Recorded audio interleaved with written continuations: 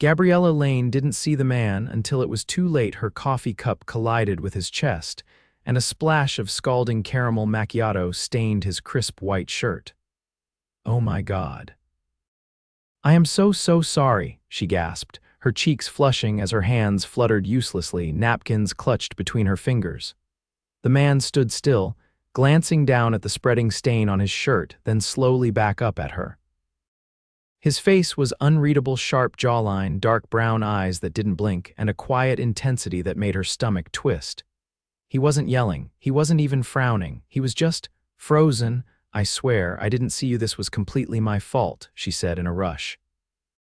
I wasn't paying attention, I was late, and oh no, your shirt, that looks expensive. It was, the man finally said, his voice smooth and deep. But I guess it's coffee now. I'll pay for dry cleaning, she blurted. He raised an eyebrow. You think this shirt can be saved? She looked at the designer label poking out from the collar and winced. I'll buy you a new one.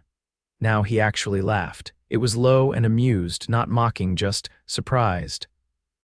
That's generous of you, considering you're shaking like you just committed a felony, Gabriella groaned. I'm really not usually this clumsy, today's been a mess already. He held out his hand. Then maybe it needs a reset. I'm Maddox Delaney. Her hand slid into his, firm grip, warm skin. Gabriella Lane. Nice to meet you, Gabriella Lane. Even if your coffee almost burned a hole through my chest, she laughed nervously. I promise I only use coffee for good, not violence. Maddox grinned, then glanced down at his soaked shirt. Well, I'm late to a meeting, and now I look like I lost a battle with a barista, but somehow I'm not that mad about it. You're really calm for someone who just got attacked by caffeine. I've had worse mornings, he said. At least this one came with an apology and a name. Gabriella blinked. Way do you want me to actually replace the shirt? I mean it, I can. He shook his head. Don't worry. I've got a few more. Before she could say anything else, Maddox glanced at his watch, a sleek silver piece that looked impossibly expensive, and stepped back with a nod. Good luck with your day, Gabriella, he said. Maybe I'll see you around. She watched him disappear into the crowd outside the cafe, the sun catching the back of his dark navy coat. Something about him stuck in her mind, his calm, his voice, the tiny amused smile that lingered even as he walked away. She shook her head, forcing herself to focus. She was already 5 minutes late to her second interview of the week. It wasn't until 3 days later that she saw him again. This time clean, pressed, and completely dry, standing in the lobby of the building where she was temping as a receptionist. Gabriella stared as Maddox walked toward the front desk, flanked by 2 sharply dressed assistants. Oh God, she whispered under her breath. Please don't let him remember me. He stopped right in front of her. Miss Lane, she forced a smile. Welcome to Delaney Holdings. How can I help you? He tilted his head. So now you're pretending we've never met. Her heart sank. Look, I really am sorry about your shirt. I told you not to worry about it. A pause. But I didn't expect to find you here. I didn't expect you to be the Delaney in Delaney Holdings, she replied. You didn't exactly mention you were a billionaire when I drenched you in caramel macchiato. Maddox chuckled. Didn't seem relevant at the time. She stood awkwardly behind the desk, wishing the floor would swallow her whole. Maddox leaned slightly forward, his voice low. I have a board meeting in 15 minutes. After that, let me take you to lunch, she blinked. Excuse me? I haven't stopped thinking about you, he said plainly. And I'd like to keep talking to you when you're not holding coffee. Gabriella stared. You're serious? Very. I'm just a temp receptionist, she said. This is probably against 20 HR rules. I own all the rules here, he said, and I'm not asking you to break any, just lunch. She hesitated, then looked around. Fine, lunch. But I'm not spilling anything this time, he smiled. I'll take my chances. 2 hours later, she found herself in the back seat of a sleek black car that smelled like leather and something expensive she couldn't name. Maddox sat beside her, scrolling through his phone, still wearing that effortless, cool confidence that made her feel completely out of her element. I've never been in a car like this, she admitted. He glanced at her. You get used to it. She looked out the window. I still can't believe you're the same guy I dumped coffee on. I can't believe you thought I was going to yell at you, he replied. That was kind of hilarious. Well, most people don't take scalding beverages to the chest so calmly. I'm not most people, he wasn't, that much was obvious. The car pulled up to a restaurant with gold-trimmed windows and a doorman who opened the car door before she even touched the handle. Maddox, she whispered, stepping out. This place looks like it's got gold on the menu. He laughed and took her hand. Relax, Gabriella. It's just lunch. Inside, chandeliers sparkled overhead and the maitre d' greeted Maddox like royalty. They were seated at a private table beside a window overlooking the city. The menu didn't have prices, just names. Gabriella scanned it, eyes wide. Order whatever you want, Maddox said. She leaned forward. You're really not trying to impress me, he gave her a look. I'm already impressed by you. You're smart, funny, and you didn't flinch once when you realized who I was. Not even after seeing the building. I flinched a little, he smiled. Not enough to run, she met his eyes. I don't scare easy. I like that. Lunch was filled with laughter, teasing, and the kind of ease that usually took weeks to build. Maddox asked questions, real ones, about her family, her dreams, why she'd left her last job. He listened. He actually listened. When they stepped back into the car, Gabriella turned to him. So, what is this? He looked at her. It's me asking you out again for dinner tomorrow. She hesitated, then nodded. Okay, but I'm not letting you pay for everything. He raised an eyebrow. We'll talk about that, she laughed. You're not used to anyone arguing with you, are you? Not really, he said. But I think I like it. And she realized with a strange flutter in her chest that she might like him too. Gabriella stared at the towering glass doors of the gallery and adjusted the strap of her vintage purse. She hadn't expected Maddox's idea of dinner to include a private art auction and a glass of champagne handed to her the moment she entered. Relax, Maddox murmured beside her, his voice close to her ear as he guided her through the shimmering crowd. You look like you're preparing to fight the entire room, she exhaled. I'm just not used to places where the walls cost more than my rent. He grinned and leaned closer. They probably do, but tonight I just want you to enjoy yourself. She glanced down at her dress. It had arrived that morning in a sleek black box with a handwritten card that simply said, thought this might make dinner easier, no pressure. She'd almost sent it back. Almost. But something about the way Maddox had looked at her during lunch, curious, grounded, like he saw more in her than a temp behind a desk, had made her pause. He rested his hand lightly on the small of her back as they paused in front of a modern piece that looked like someone had angrily hurled paint at a wall. A woman in a sleek silver gown drifted past them, giving Gabriella a glance that hovered somewhere between curiosity and judgment. You come to these things a lot, Gabriella asked. Often enough, Maddox said, but I usually leave early. They all start to feel the same. She tilted her head. So why bring me? Because you don't look at this and pretend to be impressed, he said. You actually react. I like that, she studied the painting.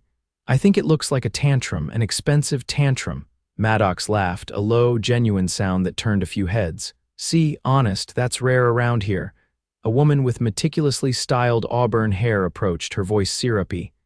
Maddox. You've been avoiding me. Not intentionally, Avery, he said, his tone polite but distant. Avery's eyes slid to Gabriella. New assistant, Gabriella opened her mouth, but Maddox beat her to it. Not at all. Gabriella's my guest. There was a beat of silence before Avery, clearly not expecting that answer, gave a tight smile. Of course. Well, enjoy the evening. I'll be with the Rothko crowd if you remember how much you owe me. As she walked away, Gabriella raised an eyebrow. Should I be worried about that? Definitely not, Maddox said. She's been trying to collect favors I never promised. Gabriella took a sip of champagne, the bubbles fizzing against her lips. You know, I figured billionaires would be slicker with their past flings. His expression turned serious. I don't juggle people, Gabriella, and I wouldn't bring someone here if I was interested in anyone else. She looked at him for a long moment. You're hard to read, you know that? I've had plenty of practice, he replied. You learn to be careful when people start treating you like a bank account instead of a person. She traced her finger along the rim of her glass. So is that why you didn't tell me who you were the first day? He met her eyes. Partly, but mostly I liked the way you talked to me when you didn't know. It felt real. A bell chimed from the far end of the gallery, calling everyone's attention to the start of the auction. Maddox leaned in again. Come, I want to show you something before the madness starts. He led her through a side corridor to a smaller, dimly lit room. A single painting dominated the wall, a landscape washed in warm, stormy colors. It was quiet, vivid, and aching. This one isn't for sale, he said. It belonged to my mother. Gabriella stepped closer, absorbing the brush strokes. It's beautiful. There's something sad in it. Maddox's voice softened. She painted it the year before she died. It was the only thing she ever hung in our home that wasn't done by someone famous. Gabriella turned to him. You miss her. Every day, he said. She saw people the way they were, not by their titles or money, just... Truthfully, she looked at him, not as the man who had laughed with her over lunch or guided her into a glittering world of wealth, but as someone who had lost his anchor. Someone who had learned to wear armor even when he smiled. Thank you for showing me, she said. You're the only one I've brought here, he said quietly. Before she could respond, a man appeared in the doorway. Mr. Delaney, they're about to begin the bidding. Maddox nodded, then turned to Gabriella. Come. There's one piece I might want to fight for. Minutes later, seated in the front row beside Maddox, Gabriella watched as numbers she couldn't fathom were tossed into the air like candy. Maddox raised his hand at one point, calm and deliberate, and within moments a striking abstract piece was declared his for a sum that made her toes curl. As the room clapped, Gabriella leaned in. You bought that in under 30 seconds. I've spent longer choosing socks, he said. She laughed under her breath. You're impossible, maybe, Maddox said, but I'm honest. Later, as they walked toward the waiting car, the city lights glittering around them, Gabriella felt his hand brush hers. It wasn't possessive, it wasn't showy, just a quiet question. She laced their fingers together. Maddox looked over, and for the first time that evening, his confidence took a backseat to something more vulnerable. You don't have to say yes to anything, he said, but I'd like to see you again, and not just at places like this. Gabriella nodded slowly. Then ask me out like a normal person, he smiled. Gabriella Lane, will you go out with me tomorrow? She squeezed his hand. Yes, but only if you promise no auctions, no champagne, and no women named Avery. Deal, he said, just you and me. Somewhere real. And for the first time in a long time, Gabriella wasn't worried about what came next. Gabriella didn't expect Maddox to show up at her apartment the next evening wearing jeans and a Henley, holding a brown paper bag that smelled like garlic and heaven. Hope you're not allergic to Italian, he said as she opened the door, brows raised in surprise. I thought you'd send a car or something, she replied, stepping aside to let him in. I said somewhere real, didn't I? Maddox walked in like he didn't own half the city, setting the bag on her modest kitchen counter and glancing around. This place is cozy. Gabriella shut the door. That's the polite way of saying tiny. I've stayed in hotel rooms smaller than this, he said, unwrapping containers of pasta and passing her a fork. Those just came with worse lighting. She leaned against the counter, taking in the scene, no tuxedos, no velvet ropes. Just marinara, mismatched plates, and the man who had offered her champagne now handing her garlic bread. He looked at her from across the counter. I wanted to see where you live. You mean where the coffee splatter happened, she teased. No, he said. I mean the place you go to when you want to breathe. She blinked, caught off guard. I know what it's like to have a space that's yours, he continued, where everything outside can't get in.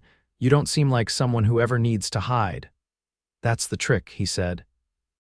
You'd be surprised how easy it is to disappear when everyone's looking straight at you. They ate standing up, passing the takeout containers between them and laughing over how she'd once tried to make lasagna and ended up setting off the building's smoke alarm. Maddox started rinsing the dishes before she could object, sleeves rolled up, water running over his hands. This feels weird, she said, watching him scrub a plate. You mean me doing dishes? I mean you here doing anything that doesn't involve bodyguards or boardrooms. He set the plate down and dried his hands. I used to think people only wanted to see the version of me that fit their expectations. The suits, the cars, the power. But lately I've wanted something else. Like takeout in a shoebox apartment. He stepped closer. Like someone who sees me without needing the rest. Gabriella's breath caught. She wasn't used to being looked at like that, with intention, without agenda. I don't know what this is, she said quietly, but it's fast. I know. He took her hand and laced their fingers. And I don't want to scare you off. You're not, she said. I've spent a lot of time building walls. Then let's not rush to tear them down. We'll open the windows first. She laughed softly and shook her head. You're impossible. Only if you want me to be. Later, they ended up on the fire escape with a blanket over their laps and a view of the back alley filled with rusted dumpsters and flickering streetlights. Maddox pointed up. See that? He said. Third star from the left. She followed his gaze. Yeah, that's the only kind of thing my mother used to care about once the world started calling me a Delaney instead of her son. Gabriella leaned back against the railing. She sounds like someone I would have liked. You would have, he said. She didn't care if a person had nothing, only that they gave something honest. You talk about her like she's still here. She is, in the things I remember, in the way I measure people. She turned to face him. And how do I measure up? You don't fit the usual scale, he said. Which is exactly the point. They sat in silence for a while, the city humming below them. Then Gabriella asked, why me? He didn't hesitate.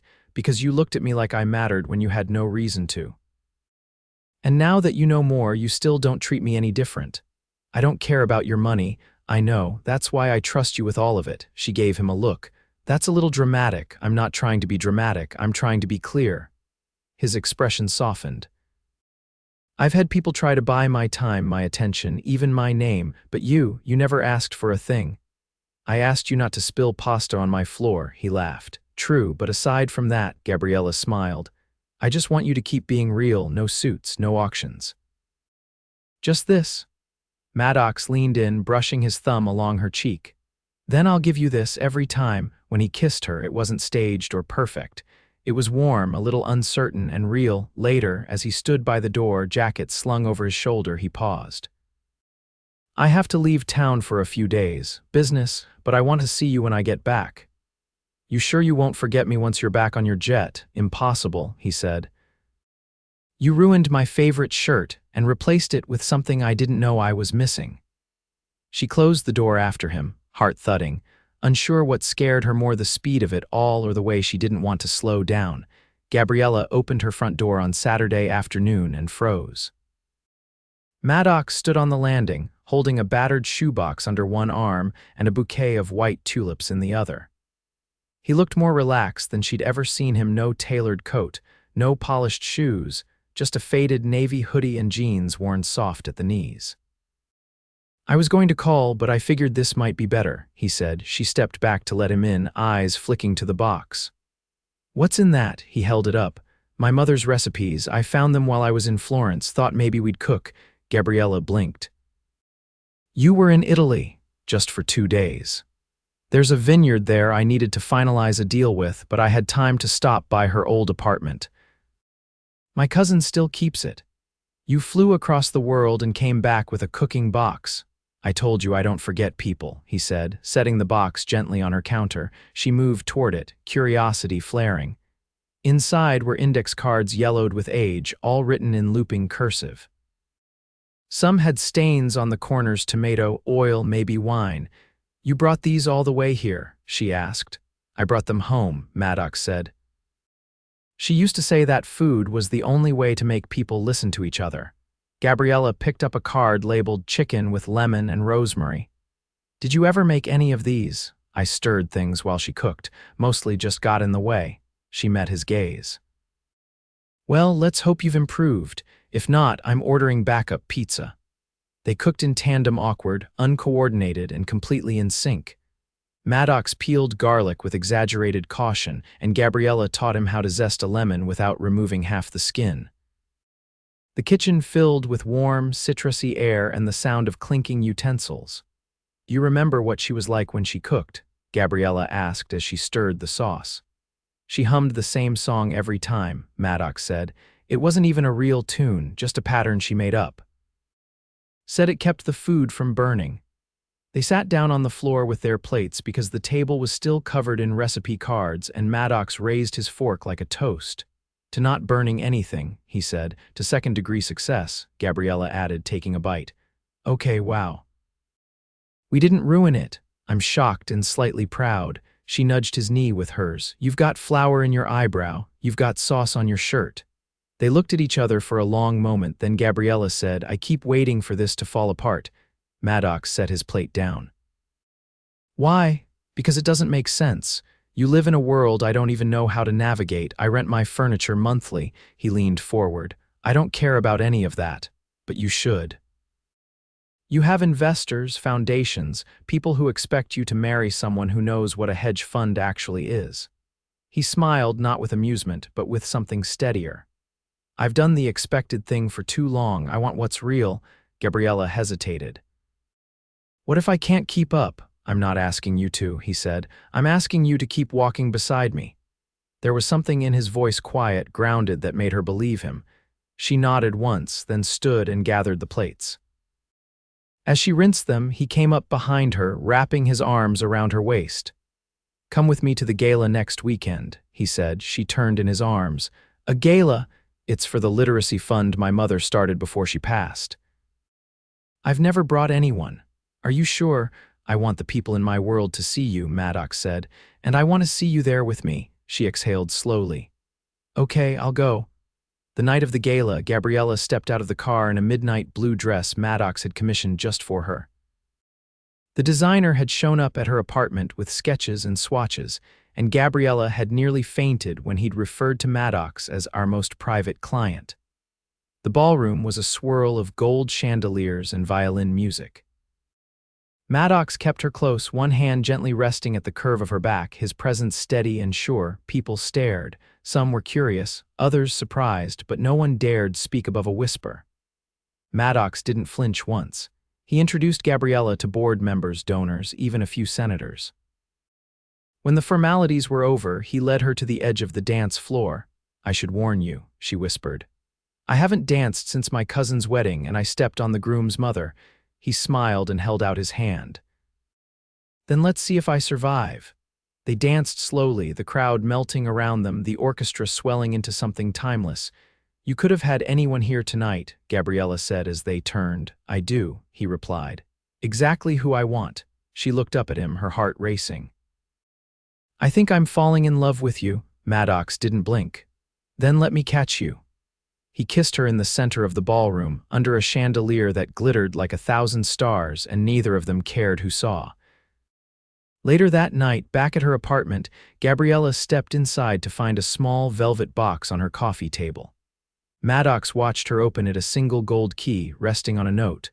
"For when you're ready to stop walking beside me and start building something with me." She turned to face him. "You're serious?" "I've never been more." Gabriella held the key in her palm. It wasn't a proposal, it wasn't a demand, it was a promise. One she was ready to make. She set the key on the counter, walked over to him, and wrapped her arms around his neck. "Let's build." Maddox pulled her close, his voice a whisper against her temple. "Welcome home." Gabriella stood in front of the full-length mirror, fastening a single pearl earring as the low hum of the city drifted through the open windows. Sunlight spilled across the polished wood floors of Maddox's penthouse, her new home. She hadn't rushed into moving in, and neither had he. They'd taken their time, learned how to exist in each other's spaces, built something steady that didn't need a spotlight to make it feel real. Tonight wasn't just another gala or dinner or charity event. It was the official launch of the Delaney Foundation's new youth arts initiative, an idea Gabriella had proposed over breakfast one morning, barely daring to hope it would become more than a scribbled note on a napkin. Maddox had listened, asked questions, and then made it happen. "You ready?"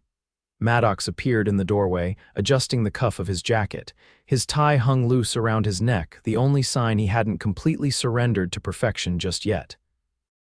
Gabriella turned, and the smile that rose on his face was instant. He walked toward her, reaching out to gently clasp the clasp of her necklace. "You look like you belong in a painting," he murmured. "I thought you didn't like abstract art." "This isn't abstract. It's very, very clear." She laughed, smoothing down the waist of her emerald green gown. "Are you nervous?" "No," he said. "Not about the event. But I am hoping the kids we're funding tonight take one look at this program and realize someone believes in them." Gabriella stepped closer, resting her hand on his chest. "They will, because someone believed in me too." His expression shifted, something deeper passing behind his eyes. "You changed more than just this penthouse, Gabriella. You changed me." They arrived at the venue, an open-concept art gallery transformed into a celebration of youth and creativity. The walls were lined with student pieces, from oil paintings to charcoal sketches, all done by teens whose lives had been shaped by the Foundation's pilot program. Gabriella had helped select the work herself, spending hours with each artist, listening to their stories. As they entered, applause greeted them not for being Maddox Delaney and his partner, but for what they'd created together. Cameras flashed, but Gabriella didn't shy away. She didn't feel like she was pretending to be part of this world anymore. "Miss Lane," a young artist maybe 15, with ink-smudged hands approached her, holding a folded drawing. "I made this for you." Gabriella unfolded it carefully. It was a pencil sketch of her standing beside a group of children with a banner overhead that read, "She saw us." She blinked, swallowing the sudden lump in her throat. "Thank you, this is beautiful," the boy grinned. "You made me think my drawings meant something." "They do," she said, her voice thick. "They really do." Later that evening, after the speeches and the presentations, Maddox walked onto the small stage set up in the middle of the gallery. He didn't carry a note card, didn't bring a script. "Just a microphone. Most of you know me as someone who writes checks," he began, scanning the faces in the room. "But tonight, I'm asking you to look at someone else, someone who taught me that money can't change lives people do." Gabriella froze, her heart thudding. Gabriella Lane came into my world by accident. She spilled coffee on my shirt and made me laugh when I was too tired to remember how.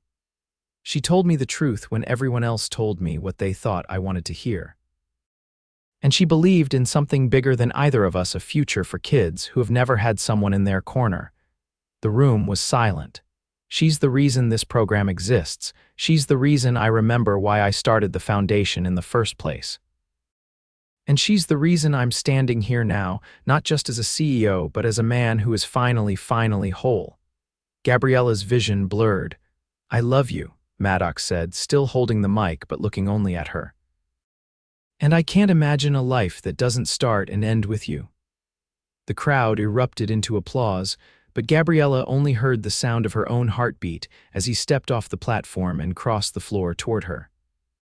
When he reached her, she whispered, "You didn't have to say all that in front of everyone." "I wanted to," he said, "because this is what real looks like."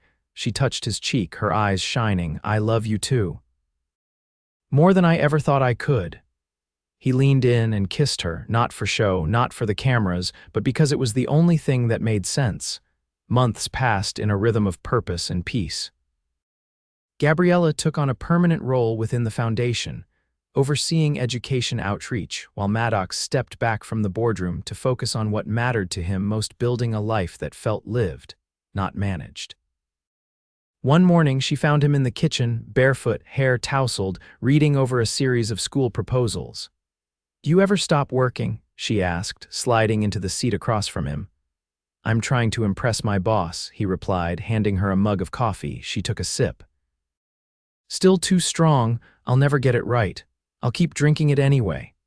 That evening, they watched the sun dip below the skyline from the balcony, wrapped in a blanket, her head on his chest. "I was thinking," Maddox said, "maybe it's time we took a break." She looked up.